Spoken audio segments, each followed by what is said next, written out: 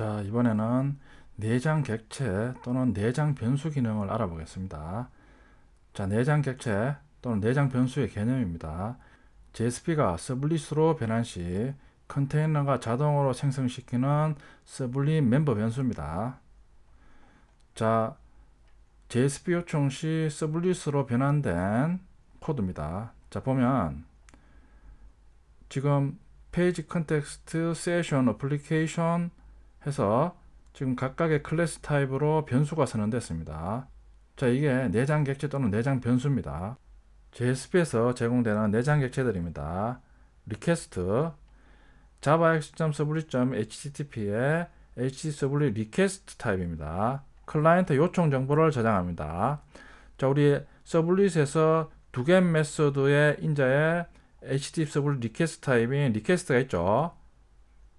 그 매개 변수하고 용도가 같죠. 리스판스입니다. javax.sublit.htp의 http 서블릿 리스판스 타입입니다. 응답 정보를 저장합니다. 두 개 새 리스판스 매개 변수이죠. out javax.sublit.jsp 패키지의 jsp write 타입입니다. JSP 페이지에서 결과를 출력합니다. 세션 HTTP 세션 타입입니다. 세션 정보를 저장합니다. 서블릿에서 학습한 세션 객체 있죠? 애플리케이션 서블릿 컨텍스트 타입입니다. 컨텍스트 정보를 저장합니다. 서블릿에서 학습한 서블릿 컨텍스트 기능이죠. 페이지 컨텍스트 타입입니다. JSP 페이지에 대한 정보를 저장합니다. 페이지 오브젝트 타입입니다. JSP 페이지에 서블릿 인스턴스를 저장합니다. config, 서블릿 config 타입입니다. JSP 페이지에 대한 서블릿 설정 정보를 저장합니다. exception 타입입니다. 예외 발생 시 예외를 처리합니다. 자, 내장 객체들의 스코프입니다. 스코프 개념 앞에서 다 했죠? 자, 페이지 내장 객체의 스코프입니다. 한 번 요청에 대해 하나의 JSP 페이지를 공유합니다. JSP 페이지 내에서 접근 가능합니다. 리퀘스트 한 번 요청에 대해 같은 요청을 공유하는 JS 페이지를 공유합니다. 서블릿에서 리퀘스트 객체의 스코프죠. 세션 같은 브라우저에서 공유합니다. 서블릿에서 세션 객체의 스코프. 애플리케이션 같은 애플리케이션에서 공유합니다. 서블릿에서 서블릿 컨텍스트의 스코프죠. 자, 그럼 실습을 알아보겠습니다.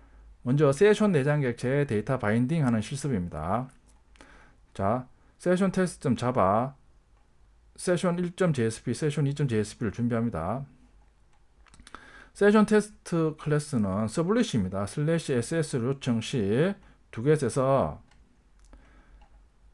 request.getSession에서 세션 객체를 넣습니다. 자, 그리고 session.setAttribute name 이순신, name으로 이순신 값을 바인딩 합니다. 자, 그리고 session 1.jsp로 이동을 합니다. 자, session 1.jsp에서 방금 세션 테스트 클래스에서 바인딩한 name 값을 얻고자 합니다. 자, 그러면 스크립트렛 안에서 getSession 호출해서 세션 객체 가져온 후 작업을 해야 되는데 그럴 필요가 없습니다. JSP는 세션 내장 객체를 제공하죠. 바로 session.getAttribute name으로 접근해서 바인딩한 값을 얻습니다. 자, 그리고 session.setAttribute에서 어드레스 서울시 강남구 어드레스 속성을 바로 세션에 또 바인딩 합니다. 세션 1.jsp에서 얻어온 이름을 출력하고 있습니다. 세션 2.jsp입니다. 자, 세션 2.jsp에는 세션 테스트와 세션 1.jsp에서 바인딩한 네임 어드레스를 바로 세션 내장 객체로 바로 얻습니다. 자, 그리고 네임과 어드레스를 출력합니다. 자, 실행 결과입니다. /ss로 요청하면 세션에 바인딩을 하겠죠. 자, 첫 번째 페이지 이동 누르면 세션 1.jsp에서 서블릿에서 바인딩한 이름 이순신을 출력합니다.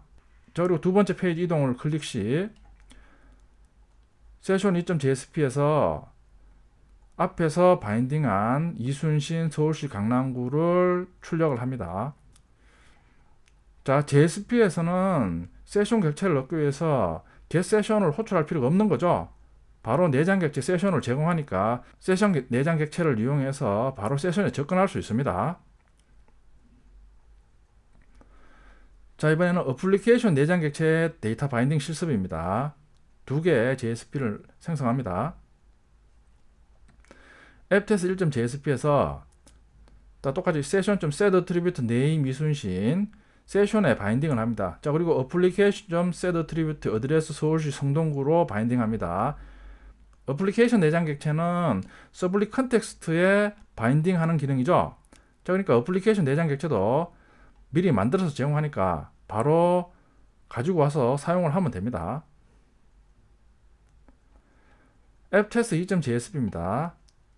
자, 세션에 바인딩한 값을 가지고 옵니다. session.getAttribute name에서 값을 가지고 오고 애플리케이션에 바인딩한 어드레스 값을 가지고 옵니다. 자, 그리고 name과 어드레스 값을 출력을 합니다.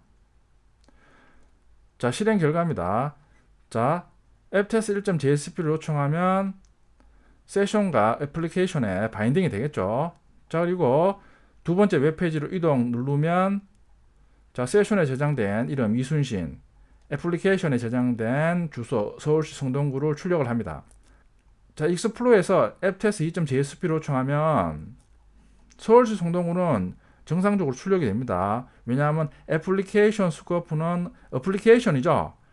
어떠한 브라우저에서도 접근 가능하죠. 반면에 이름은 널이 출력됩니다. 세션은 같은 브라우저에서만 접근 가능하죠. 자, 이번에는 가장 많이 사용하는 리퀘스트 내장 객체 바인딩 실습입니다. 두 개의 JSP를 준비합니다. 자, 리퀘스트 1.jsp에 자, request.setAttribute name 이순신, request.setAttribute address 이순신으로 바인딩을 합니다. 자, 그리고 두 번째 JSP인 request 2.jsp로 포워딩 합니다. 자, request 2.jsp에서는 getAttribute 메소드를 이용해서 이름과 주소 정보를 얻습니다. 자, 그리고 이름과 주소 정보를 출력을 합니다. 자, request 1.jsp로 요청하면 request 객체 바인딩 후 request 2.jsp로 포워딩해서 이름과 주소를 출력을 합니다. out 내장 객체 이용해 데이터를 출력하는 방법입니다. 두 개의 JSP 파일을 준비합니다. out 1.jsp에서 이름과 나이 입력 후 out 2.jsp로 전송합니다. 자, out 2.jsp에서는 get 파라미터 메소드 이용해서 name과 age를 인자로 해서 이름과 나이 정보를 얻습니다. 자, 그리고 첫 번째는 이름과 나이를 앞에서 배운 표현식으로 출력하고 있습니다. 자, 두 번째는 이름과 나이를 out 내장 객체의 println 메소드를 이용해서 이름과 나이를 출력을 합니다. 자, 이름하고 나이 입력 후 전송 누르면 자, 이순신 22, 이순신 22 동일하게 출력이 됩니다. 그다음 밑에 부분은 out 내장 객체의 println을 이용하죠.